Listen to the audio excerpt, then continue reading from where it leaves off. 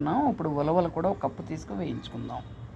ఉలవలతో పాటు ఒక కప్పు పెసరపప్పు, కప్పు శనగపప్పు కూడా వేయించుకుందాం.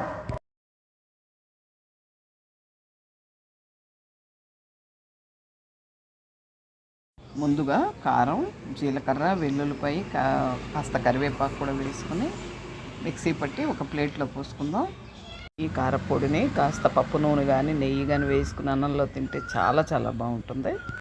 అలాగే వేయించి పక్కన పెట్టుకున్న ఉలవలు, శనగపప్పు, పెసరపప్పు కూడా మెత్తగా మిక్సీ పట్టుకుని ఒక్కొక్కటిగా విడివిడిగా ఒక పళ్ళెంలో పోసుకుందాం. ఉలవల్లో మంచి పోషక విలువలు ఉన్నాయి. అపరాలు ఏవైనా సరే మనకు మంచి ఆరోగ్యాన్ని ఇస్తాయి. ఉలవలు చారే కాకుండా ఇలా కారపొడి కూడా చేసుకుని వాడుకోవచ్చు. ఈ విధంగా మొత్తానికి సరిపడా సాల్ట్ వేసుకుని బాగా కలిపి ఒక 8 బాటిల్లో వేసుకుంటే కావాల్సినప్పుడు ఇడ్లీ, దోశ, అన్నంలోకి అంతా వాడుకోవచ్చు.